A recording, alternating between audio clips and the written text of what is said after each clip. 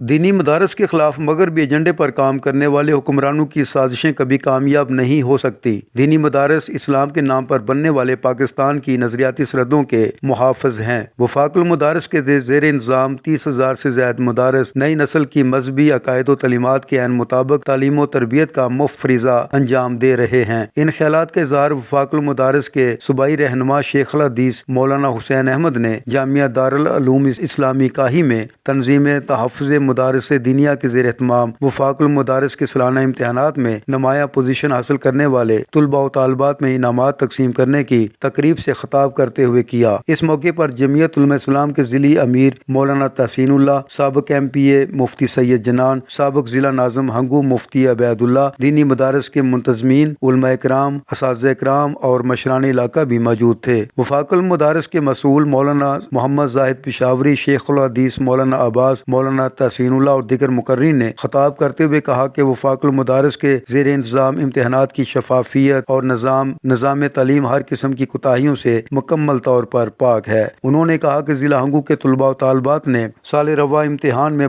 ملک بھر کے امیدواروں کے مقابلے میں بھرپور اور بہترین کامیابیاں حاصل کیں۔ انہوں نے کہا اس موقع پر مہمان خصوصی مولانا حسین احمد نے اپنے خطاب میں واضح کیا کہ ملکی اور بیرونی سازشیں دینی مدارس کے مرتبے اور مقام کو کمزور نہیں کر سکتی، تاہم مدارس کے منتظمین کو ایسا میکانزم بنانا چاہیے کہ مدارس کی ساکھ پر کوئی حرف نہ آ سکے۔ انہوں نے کہا کہ قائد جمعیت مولانا فضل الرحمان اور وفاق المدارس کے مشران نے ہمیشہ مدارس کے تحفظ کی جنگ لڑی ہے اور سیکولر سوچ کے حامل کرداروں کو مضمون مقاصد میں ہمیشہ ناکامی سے دوچار کیا ہے۔ اس موقع پر مولانا حسین احمد، مفتی عبید اللہ، مفتی سید جنان، مولانا ضیاء اللہ، مولانا محمد یوسف اور دیگر نے وفاق المدارس کے امتحان میں نمایاں کامیابی حاصل کرنے والے طلباء و طالبات میں شیلڈز، کتابوں کے سیٹ اور سرٹیفکیٹس بطور انعامات تقسیم کیے۔ Tariq Mahmood, south news, Hangu.